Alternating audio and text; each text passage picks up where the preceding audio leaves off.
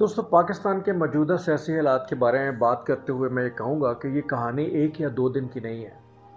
ये कहानी 70 साल से चल रही है और ज़ुल्म और ज़्यादती की ये जो कहानी हमारे मुल्क में चल रही है, ये ना ख़त्म होने वाली कहानी है। और मेरा ख़्याल है हमारे मुल्क में हर तरह का ज़ुल्म, नाइंसाफ़ी और ज़्यादती होती है और कोई पूछने वाला नहीं होता और कोई पुरसाने हाल नहीं है।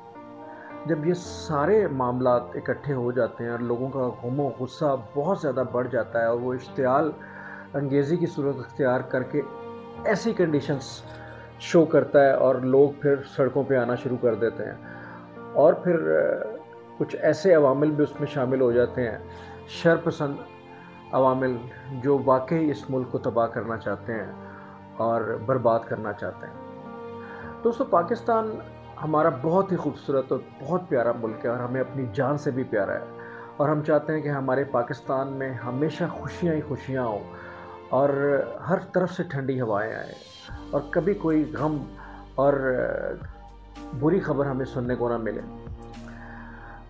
पाकिस्तान के ये हालात दिन ब दिन जो बिगड़ रहे हैं दोस्तों, उसमें सबसे ज़्यादा कसूरवार हम खुद हैं।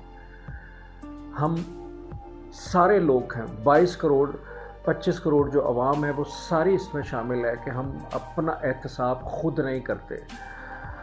हम धोखा भी देते हैं, फ्रॉड भी करते हैं, हम हर वो काम करते हैं जो गलत है। और दुनिया में शायद किसी भी मुल्क में ऐसे काम, गलत काम ना होते हों। हम इखलाकी तौर पे अगर कहें तो कहने में गोरों से हम समझते हैं कि बहुत ज़्यादा जो है अच्छे हैं और अखलाकी एतबार हमारे बहुत ज़्यादा अच्छे हैं, लेकिन हम अंदर से बहुत गिरे हुए हैं। यही वजह है दोस्तों कि हम मुनाफ़िकत के उस दर्जे में घिरे हुए हैं जो तीसरा दर्जा है, जो गड़ा है। और हम हर काम दिखावे के लिए करते हैं और गलत करते हैं। झूठ और फ्रॉड का एक मंबा है हम लोग। ज़ाहिर है जब हम झूठ बोलेंगे, फ्रॉड करेंगे, धोखा देंगे और हर काम में हम ज़रूरत से ज़्यादा जुल्म और ज़्यादती करेंगे, नाइंसाफ़ी करेंगे, तो फिर हमारे हुक्मरान भी ऐसे ही आएंगे। और अपने मुल्क का जो ये कर्ज़ा है उसको उतारने के लिए बहुत मेहनत करनी पड़ेगी। पिछले दिनों हमारे वज़ीर-ए-आज़म ने कहा था कि बेगर्स आर नॉट चूज़र्स, और लोगों को बड़ी तकलीफ़ हुई थी। और हकीकत भी यही है कि जो ग़ुलाम लोग होते हैं और जो फ़कीर होते हैं, वो अपनी पसंद का इंतखाब नहीं कर सकते किसी भी चीज़ में।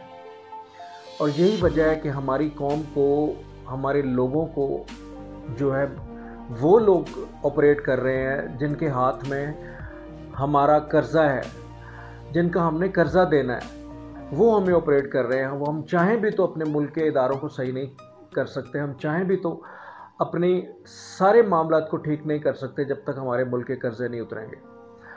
और जहाँ तक ताल्लुक़ है दोस्तों, हम ये सोचें कि ये लीडर, जो हमारे लीडर हैं, अगर ये सच्चे तरीके से काम करें तो वो भी शायद हमें एक दीवाने का ख्वाब लगता है।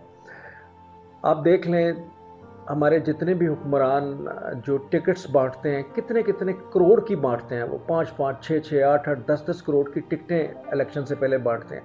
तो क्या आप समझते हैं कि वो टिकट्स जो एक बंदे ने 5 या 10 करोड़ की ख़रीदी है, वो इलेक्ट होने के बाद हमारे लिए, हमारे मुल्क के लिए काम करेगा?